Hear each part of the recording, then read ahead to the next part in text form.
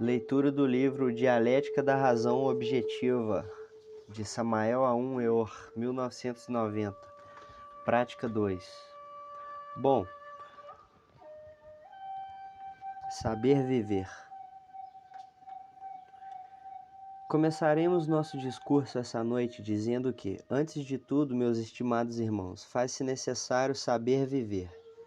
Isso é algo que devemos entender.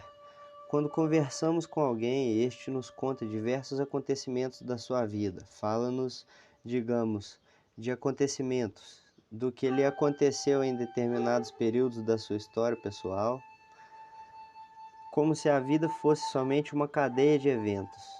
As pessoas não se dão conta de que, além das circunstâncias da existência, há também os estados de consciência. A capacidade de viver baseia-se precisamente na forma com que alguém acerta combinar os estados conscientivos com as circunstâncias da vida.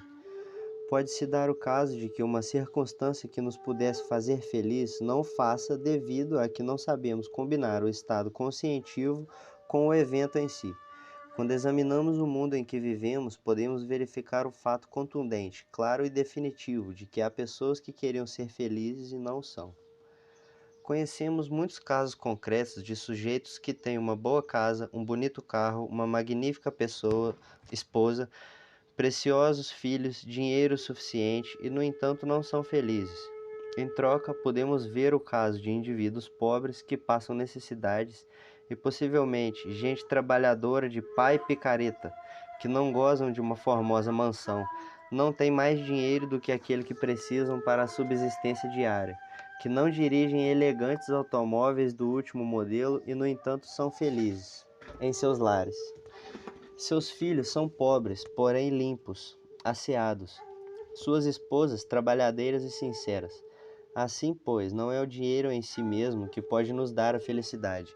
Tudo depende da maneira com que alguém saiba combinar os estados conscientivos com os acontecimentos da vida prática. Se alguém colocado em magníficas condições não está à altura das circunstâncias, não sabe combinar inteligentemente os estados conscientivos com o meio em que se desenvolve e vive, inquestionavelmente será um desditado. Agora, outro que ainda que esteja em circunstâncias difíceis sabe combinar os fatos da sua vida prática com seus estados de consciência, conseguirá bem-estar, prosperidade e felicidade. Portanto, faz-se urgente compreender a necessidade de se aprender a viver sabiamente. Se queremos uma troca definitiva nas circunstâncias da vida, faz-se necessário que tal troca se verifique primeiro dentro de nós mesmos. Se internamente não modificamos nada, externamente a vida continuará com suas dificuldades.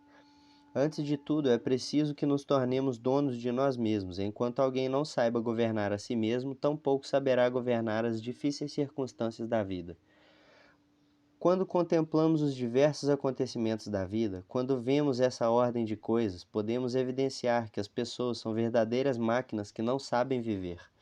Se alguém as insulta, reagem furiosas. Se alguém as cumprimenta, sorriem ditosas. Termina sendo fácil para qualquer perverso jogar com as máquinas humanas. Pode fazer com que passem da tristeza para a alegria e vice-versa.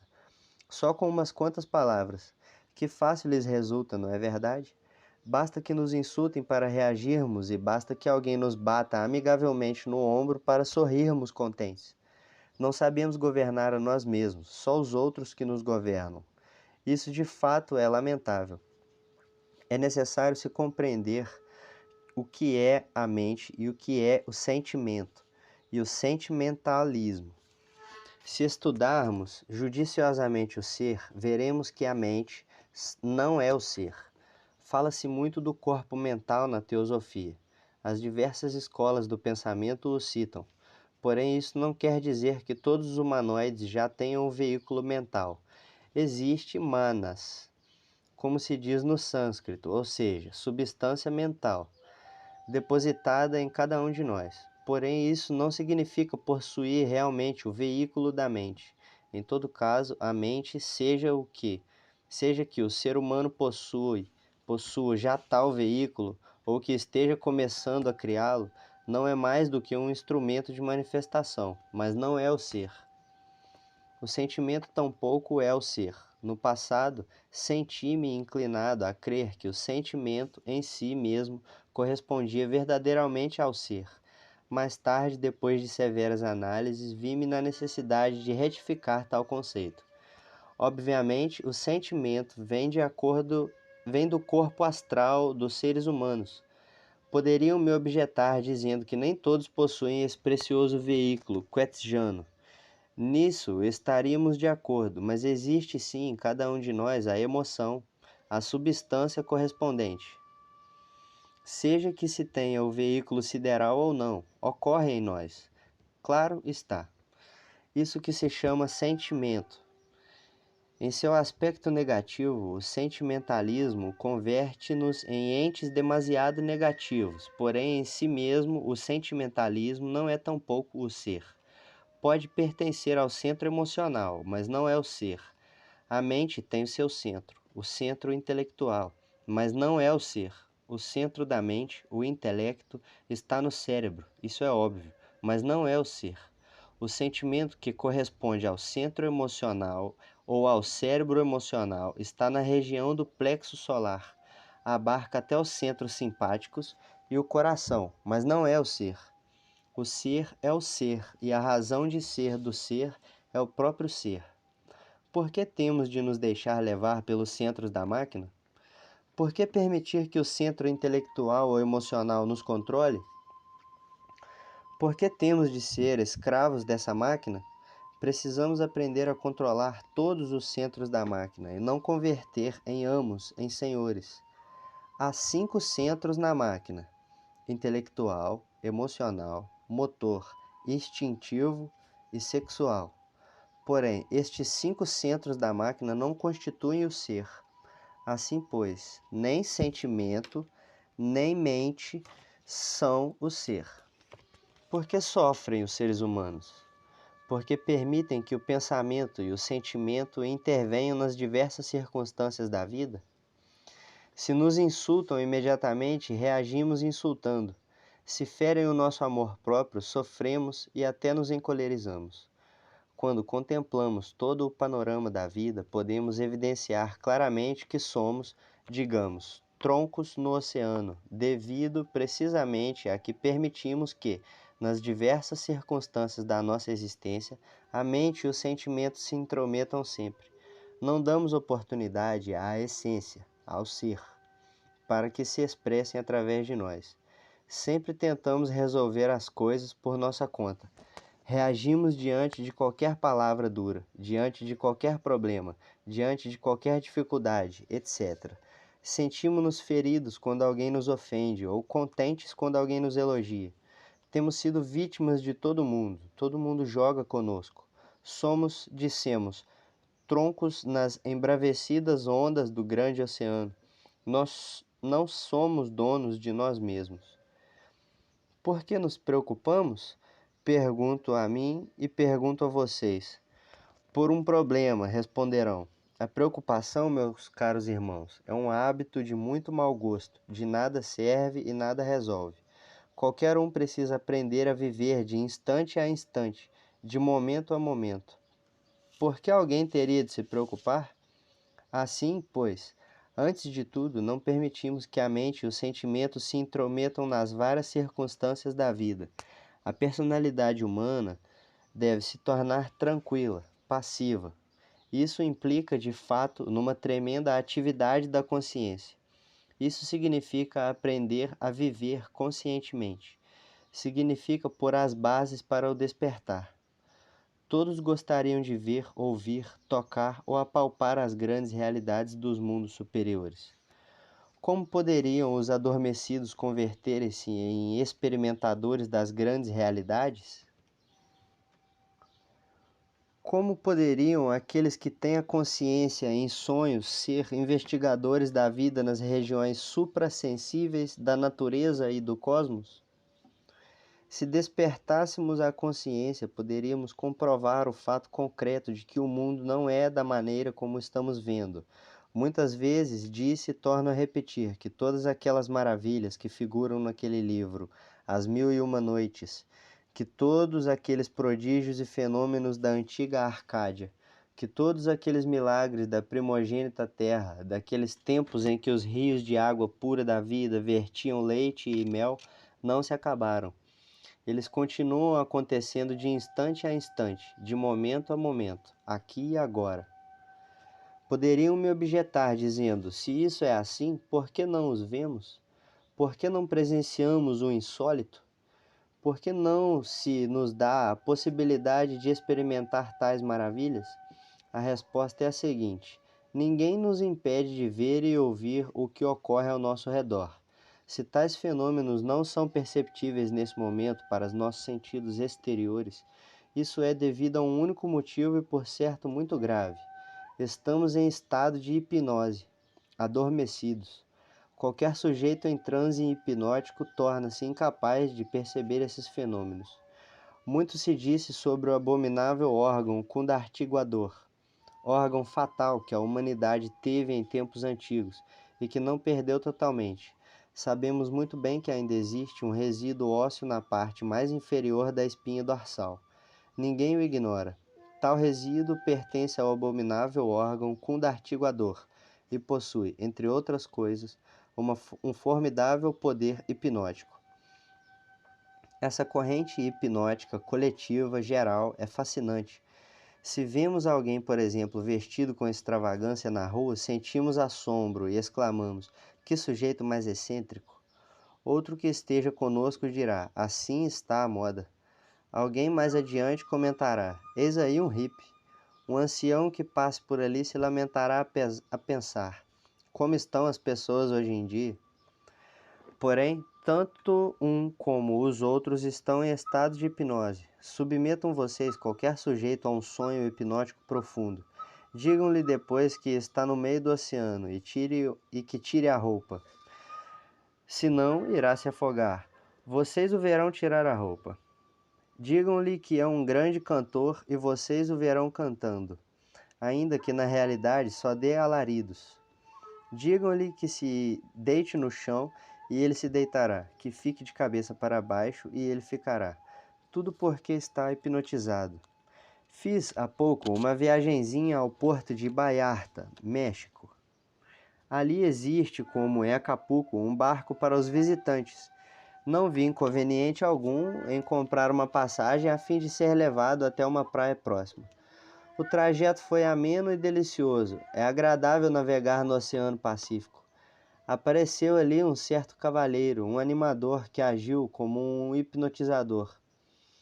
Quando soaram os instrumentos de conjunto musical, disse às pessoas para que bailassem, e bailaram. Que segurassem as mãos, e todos seguraram. Que os noivos se beijassem, e se beijaram. A única coisa que faltou àquele homem, àquele hipnotizador improvisado, foi lhes dizer que parassem de cabeça para baixo. Tudo o que ele ordenava era feito. Era de se rir e de se admirar ao mesmo tempo das maravilhas que o hipnotizador conseguia. Como jogava com os passageiros, como os fazia rir, como os fazia saltar, como os fazia dar voltas, etc.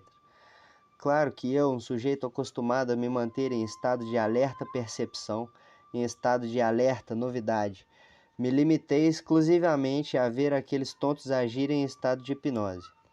Observem vocês a propaganda.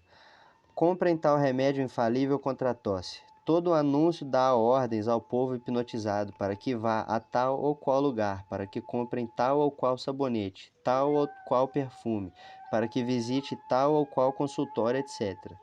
E as pessoas se movimentam sobre as ordens dos hipnotizadores, os quais, por sua vez, também estão hipnotizados por outras pessoas e por outras ordens. Todos andam em estado de transe hipnótico, como as próprias multidões. Certamente é lamentável, mas custa muito trabalho a alguém saber que está hipnotizado. Se as pessoas se propusessem, poderiam despertar desse seu estado tão lamentável. Porém, infelizmente, ninguém se propõe. Custa, pois, repito, muito a alguém descobrir o estado de hipnose em que se encontra. Alguém vem a se dar conta do que o hipnotismo circula quando a força hipnótica flui mais rápido, quando se concentra em determinado lugar, quando se faz uma sessão de hipnotismo, etc. Fora desse momento, ninguém se dá conta de que está em estado de hipnose. Se alguém pudesse despertar desse sonho em que se acha, veria então os maravilhosos fenômenos que desde o princípio do mundo estão acontecendo ao nosso redor. Conheço fenômenos tão simples, qualquer um pode vê-los, são físicos, materiais, estão ao alcance de todo mundo, e no entanto as pessoas vendo-os não os veem. Poderiam me dizer, e com justa razão, ou poderiam exigir que falasse mais claramente, dizendo: se isso é assim, por que não menciona ao menos um deles? Motivo: se eu mencionasse qualquer um desses fenômenos a vocês, os veriam imediatamente. São perceptíveis à visão simples, mas vocês morreriam.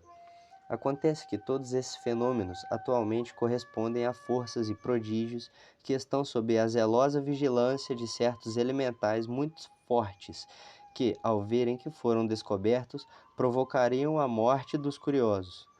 Como não tenho vontade de criar um cemitério por minha conta, vejo-me na necessidade de calar. Assim, pois, irmãos, faz-se necessário despertar, se é que querem perceber as grandes realidades da vida. Contudo, o despertar só é possível para quem sabe viver. Como poderia despertar alguém que é um joguete dos demais? Se eu os insultasse nesse momento, estou seguro de que não me tolerariam. Protestariam violentamente, e os melhores de vocês se retirariam de imediato. Vejam quão fácil é fazê-los mudar.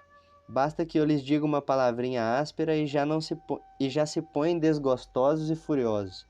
Agora, se eu quisesse alargá-los, me bastaria lhes dizer palavrinhas doces e ficariam todos contentes. Isso é, vocês são vítimas das circunstâncias, não são donos de si mesmos, e isso é lamentável, de verdade.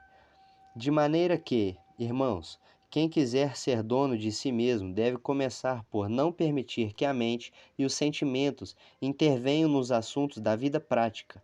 Claro, isso requer, repito, uma tremenda passividade da personalidade e uma espantosa atividade da consciência. É disso que necessitamos, atividade da consciência. Quando a consciência se torna ativa, sai da sua letargia e então é óbvio que vem o despertar. Antes de tudo, devemos começar por não fazer o que os demais fazem. Quando vou aos restaurantes, todos passam ao banheiro para lavar as mãos. Serei considerado, pois, bastante sem asseio e sujo, mas eu não passo lá para lavar as mãos. Quando alguém me pergunta sobre o motivo pelo qual não o faço, respondo: simplesmente porque a mim não me agrada fazer o que fazem os demais. Isso é, não me agrada ser máquina. De maneira que se os demais param de cabeça para baixo, eu também tenho de ficar de cabeça para baixo? Se os demais andam de quatro, eu também tenho de andar de quatro patas? Por quê? Precisamos nos converter em indivíduos, e isso só é possível desegoistizando-nos, não permitindo que a mente e os sentimentos se intrometam nas diferentes circunstâncias da existência. Quando damos início a este trabalho, quando aprendemos a nos tornar tremendamente passivos para dar oportunidade às grandes atividades da consciência, vemos que tudo muda. Quero lhes contar um caso concreto. Achava-me em uma casa, não importa qual. Um dos filhinhos daquela família andava por aí pelas ruas do mundo, convertido nada menos do que em um Dom Juan Tenório. Fez das suas por lá com uma garotinha, e conclusão, os familiares dela intervieram. Claro, se apresentam naquela casa buscando o nenê da mamãe. O bom filhinho, travesso? Sim, e namorador. Farrista e jogador? Não sei. Só sei que é um verdadeiro Dom Juan. O pai da jovem vem naturalmente com intenções de balear o rapaz. Ninguém se atreve a sair, só eu que estou ali faço o ato de presença. Como me foi dada a oportunidade de mediar, eu aproveito. O furioso pai da família chama o rapazinho para que saia à rua. Eu detenho o jovem e faço o ofendido chefe de família entrar. Com muito amor e palavras afáveis, insisto junto ao ofendido e ao Dom Juan a se sentarem por um momento. Claro que ambos tomam assento. Junto com o chefe de família vem uma senhora. Compreendo que se trata da mãe da jovem. Há palavras terríveis. Não falta senão sacar da pistola e disparar. No entanto, eu digo ao senhor com boas maneiras: tudo isso dá para se arranjar. Através da compreensão, tudo pode ser solucionado. Matando não se resolve problema algum. Aquele homem ficou surpreendido, não esperava que naquela mansão houvesse alguém tão sereno e tão tranquilo. Houve conversações, intercâmbio amistoso entre o pai e o Dom Juan e tudo se ajeita. O ofendido retira-se levando sua pistola sem ter disparado um tiro. Tudo se ajeitou. Por quê? Porque eu pus um estado de consciência superior e aquele evento ao servir de mediador.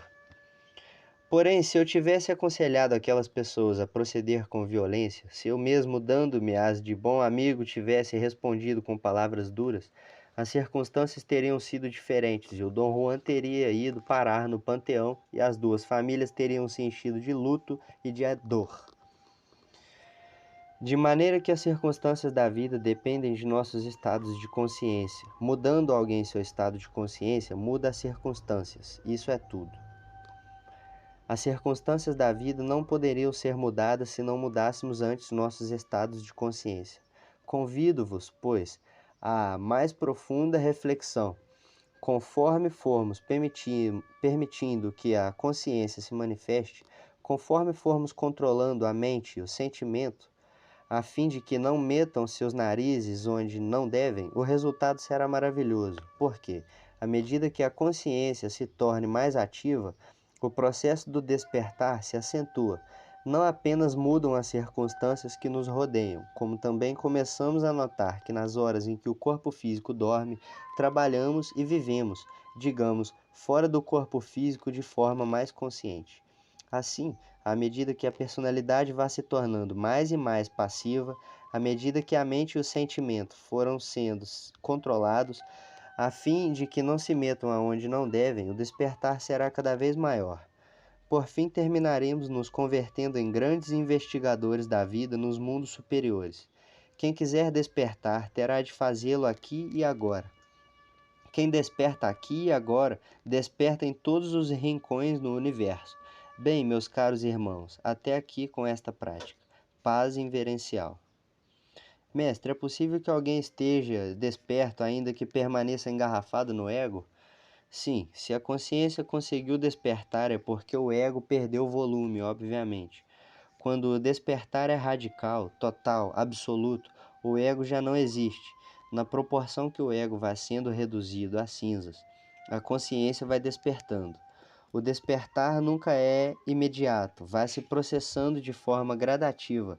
Geralmente qualquer um pode ter 1% de consciência desperta ou não ter nada, como pode ter 2 ou 3%. Se a humanidade tivesse 10% de consciência desperta, já não haveria guerras. Ter 100% é sumamente difícil. Somente os grandes mestres podem ter esse percentual. É muito difícil. Somente mestres como Jesus de Nazaré, Paulo de Tarso, o têm. Os mestres que não alcançaram estas alturas ainda, que ainda não conseguiram entrar para o seleto círculo da humanidade divina, que ainda não conseguiram a sua ressurreição, não gozam desse percentual de 100%.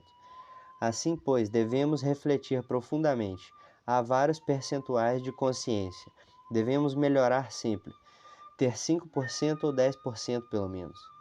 Conforme o ego vá se dissolvendo, o percentual de consciência irá aumentando, e à medida que o percentual de consciência vai aumentando, a capacidade de investigar nos mundos superiores irá se tornando cada vez maior. Isso pode ser conseguido através da profunda meditação interna. Abandonar o material psíquico para que a consciência desengarrafe momentaneamente, a fim de experimentar isso que é do ser, isso que não é do tempo. Disse que quando a essência atua na ausência do eu, do mim mesmo, do si mesmo, ainda que seja momentaneamente, atua algo assim como uma forma harmônica. Por isso, a meditação é uma arma formidável, pois permite o desengarrafamento da essência. Se alguém experimentar isso em si mesmo, torna-se diferente das demais pessoas. Quem sentiu algumas vezes esse elemento que transforma, inquestionavelmente este indivíduo passou por uma experiência grandiosa em seu proveito, a qual o reforçará nas profundezas mais íntimas e que lhe dará ânimo para a dissolução do eu, que o fortificará na luta contra o mim mesmo, contra o si mesmo. Para se conseguir isso, meus caros irmãos, há que se trabalhar intensamente, saber viver na vida prática, não permitindo que a mente e os sentimentos intervenham nas diversas circunstâncias da vida, dando sempre à consciência oportunidade para que seja ela quem atue e não nós. Quando procedermos assim, de fato, nos colocaremos no caminho que nos conduzirá ao despertar. Precisamos ser diferentes das multidões que nos rodeiam, não fazer o que fazem os demais. Precisamos nos converter em indivíduos verdadeiros. Fim da segunda prática.